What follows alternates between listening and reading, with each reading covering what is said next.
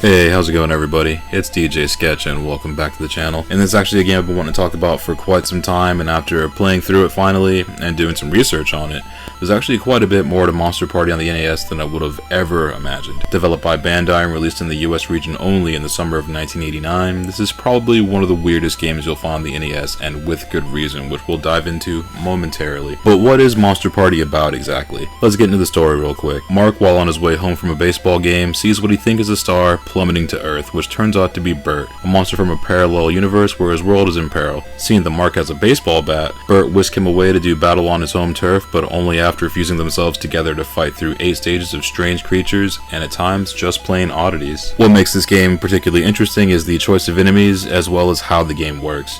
You get thrown into this with no instructions, but what you want to do is find the stage's 2 to 3 bosses by going in doors which lead to boss encounters. Some of these doors will be empty, but learning which doors actually have bosses in them will save you time overall. But on paper, it's simply find a boss, kill it, rinse and repeat until you get the key to open the final door on each stage and proceed to the next one. Enemies here are mostly parodies of well-known monsters in a variety of horror universes. The twist is that the original prototype was rather direct on its influences, which is a major reason why so much was changed or flat out censored from the original unreleased version compared to the one we got in the United States. Aside from those well-established enemies, you get other ones that are just frankly weird. In stage 2, where you fight a buffet of fried delights ranging from a tempura shrimp, an onion ring, and finishes off with a fried kebab. There's also a fight with a cat in a well that throws smaller cats at you, and even a centaur that shoots cows at you while saying "move it," just to name a few.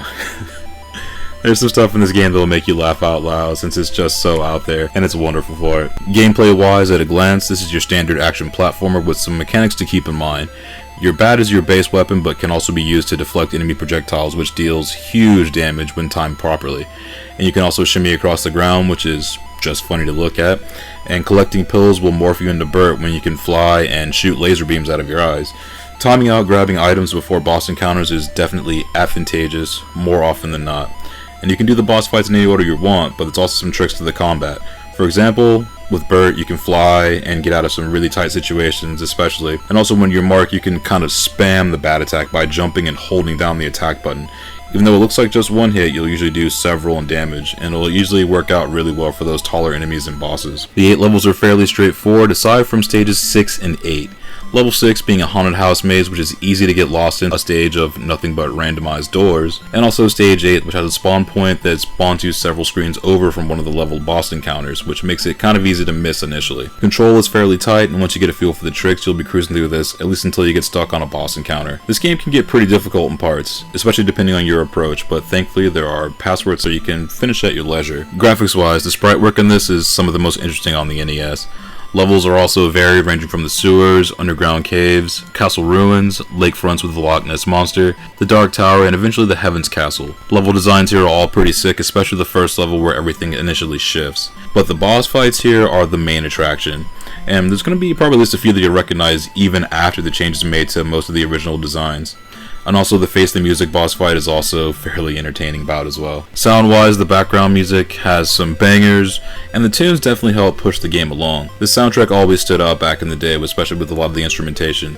But that maze level can be a little bit grating, though it's appropriate considering that stage is kind of designed to confuse you. The Lakeside tune and the Heaven tune are also two that might get stuck in your head because they are really catchy. The Foley kind of goes back and forth since this is one of those games that has one of those your power up is running out alarms, but if you just farm out pills and hearts to regain your health, chances are you really won't hear it that often. Altogether, the sound department here is for the most part decent. Monster Party is one of those NES games that most anyone has some sort of memory with, and for good reason.